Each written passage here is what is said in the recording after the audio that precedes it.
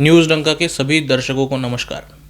कल जम्मू कश्मीर की पहलगाम घाटी में इस्लामी आतंकियों ने कई सालों बाद पहली बार आम लोगों पर हमला किया।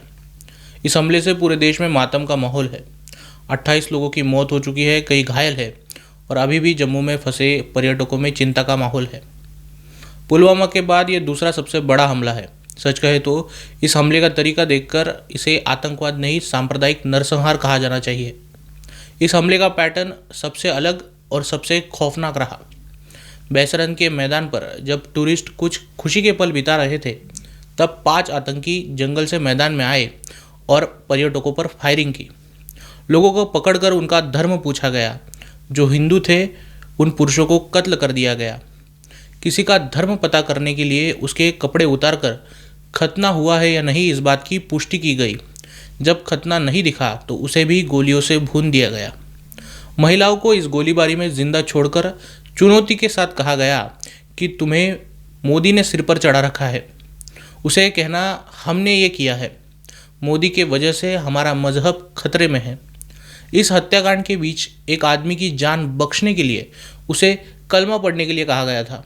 वो बेचारा कलमा पढ़ नहीं पाया तो उसे भी मौत के घाट उतार दिया गया।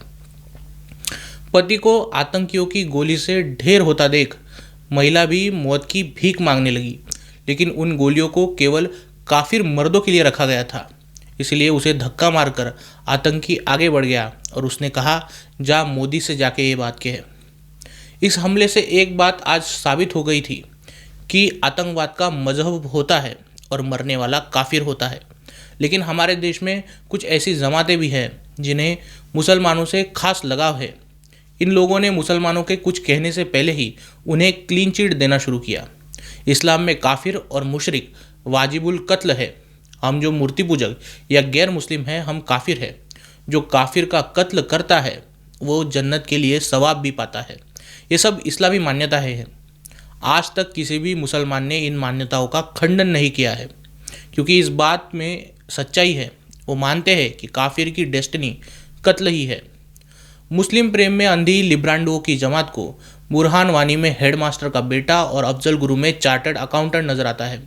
ऐसे में जब पहलगाम का ये जिहादी हमला हुआ तो इसका पैटर्न देखकर इन्हें सांप सूंघ गया था। लेकिन मरने वालों की सूची में जैसे ही सैयद हुसैन शाह का नाम सामने आया, इन्होंने सोशल मीडिया पर माहौल बनाना शुरू किया। अगर धर्म देखकर लोगों को मारा गया तो सैयद हुसैन शाह को क्यों मारा? सैयद हुसैन शाह को क्यों मारा, इसका जवाब या तो वो आतंकी बता सकता है या फिर खुद सैयद हुसैन शाह बता सकता है। दुर्भाग्यवश सैयद आज हमारे बीच में नहीं है, लेकिन हुसैन की मौत से आतंकियों को बेनिफिट ऑफ डाउट देने की लिब्रांडुओं की खुजली देखकर किसी का भी पारा चढ़ सकता है। हुसैन एक शिया था, शायद इसीलिए आतंकियों ने उसे मारा। सैयद हुसैन चलती फायरिंग के बीच फंस गया होगा, शायद इसीलिए वो मारा गया। कुछ भी हो सकता है, लेकिन एक हुसैन की मौत पर धर्म देखकर मारे गए 27 हिंदुओं को, हमले में घायल दर्जन हिंदुओं को नज़रअंदाज नहीं किया जा सकता। कुछ मुसलमानों ने तो फातिमा शेख की तरह सैयद हुसैन पर झूठी साहस की कहानियां तक गढ़ना शुरू किया है। इस हमले की जिम्मेदारी लश्कर तोयबा के संगठन ने ली है। इसका मास्टरमाइंड सैफुल्ला कसूरी बताया जा रहा है। लेकिन लिब्रांडू इस हमले के लिए मोदी सरकार और अमित शाह को टारगेट कर रहे हैं। इनमें कांग्रेस के समर्थक बढ़ चढ़कर आगे आते हैं, जो अमित शाह से इस्तीफे की मांग कर रहे हैं।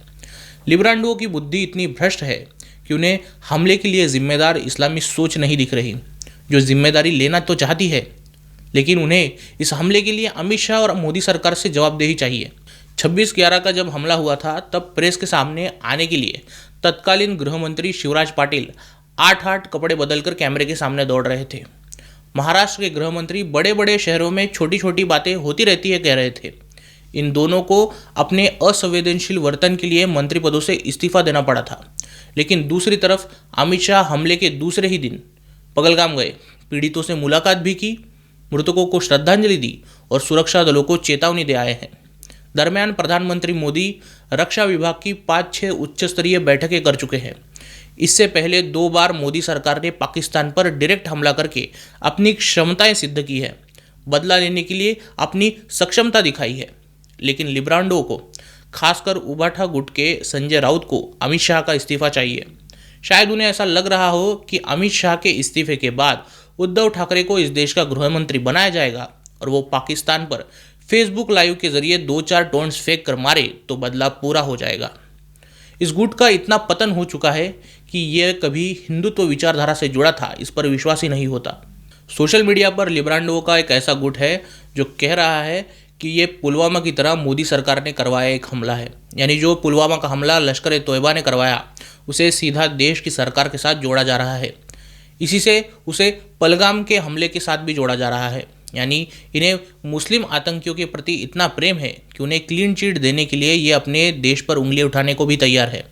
पुलवामा से जुड़े 15 आरोपी आज भी जेल में बंद है, लेकिन पुलवामा का हमला किसने किया ये पूछकर ये लेफ्टिस्ट मुसलमानों के गुनाहों पर पर्दा डालने की नाकाम कोशिश करते रहते हैं। हम इस वीडियो में लगातार मुसलमानों द्वारा किया हमला इसीलिए कह रहे हैं क्योंकि धर्म देखकर हिंदुओं को मौत के घाट उतारा गया, और यही सच है। जैसे पश्चिम बंगाल में हिंदुओं की दुकानों को, घरों को निशाना बनाया गया, जैसे नागपुर में हिंदुओं पर पत्थरबाजी हुई, हिंदुओं की गाड़ियां चुन चुन कर जलाई गई, वैसे ही यहाँ भी मुस्लिम आतंकियों ने धर्म देखकर अपने पीड़ितों को चुना। एक सैयद हुसैन के मरने से मुंबई हमले के झूठे 13वें बम ब्लास्ट की तरह बेनिफिट ऑफ डाउट इन्हें देने की कोई ज़रूरत नहीं है। हिंदू सर्वधर्म समभाव सेकुलरिज्म की बीमारी से ग्रसित है, इसलिए वो सरकार पर उंगली उठा रहे हैं, या फिर उनका सेकुलरिज्म का कीड़ा ही है जो इसे इस्लामी जिहादी हमले के लिए मुसलमानों को जवाबदेही से बचा रहा है। ऐसा सोचना कोरी बकवास है। असल में हिंदू डरे हुए हैं। हिंदुओं को सालों तक इसी बात में फंसाया रखा गया कि ईश्वर अल्लाह तेरो नाम, तो हिंदुओं को अचानक से इस बात को हजम करने में तकलीफ हो रही है कि उनका पड़ोसी मुस्लिम मदरसे में काफिरों को काटने की शिक्षा ले रहा है। उन्हें इस बात को सोचने से डर लगता है कि कई इस्लामी संगठन भारत में रहकर गजवाए हिंद की कोशिश कर रहे हैं। हिंदू इस बात को सोचने से डरते हैं कि कल को उनके मोहल्ले का पड़ोसी मुसलमान किसी दिन इस्लामी भीड़ के साथ उनका घर जलाने के लिए पहुंच सकता है। बस इसीलिए आज बड़ी संख्या में हिंदू समाज अपनी आंखें मूंद कर बैठा है, या कहे वो इन बातों को डिनाई करता है कि मुसलमान बहुसंख्य होते ही भारत के इस्लामीकरण की शुरुआत होगी। लेकिन दूसरी तरफ मुसलमान इस बात को समझ चुका है कि जनसंख्या में उनका हिस्सा 25% हो चुका है। अब वो सरकार को चुनौती देता है, सड़क पर उतरता है, बेखौफ हिंदुओं की गाड़ियाँ जलाता है, और ऐसे हमलों की खबरों पर जवाबदेही तो छोड़ो उल्टे लाफिंग इमोजी डालता है। मुसलमान कभी अपने साथी मुसलमान को दोषी नहीं मानता, क्योंकि उसे पक्का यकीन है कि उनके आतंकी उनके भविष्य के लिए एक मंच तैयार कर रहे हैं। लेकिन दुर्भाग्य की बात यही है कि जिस सरकार को हिंदुओं ने हिंदू हित के लिए चुनकर लाया था, वो उसी सरकार को कटघरे में खड़े करने पर तुले हैं। खैर, जिन हिंदुओं की इस इस्लामी हमले में जान गई है, न्यूज़ डंका उनके लिए संवेदना व्यक्त करता है, उनके परिजनों के दुख में शामिल है, और जो घायल है उनके शीघ्र ही स्वस्थ होने की कामना करता है। नमस्कार।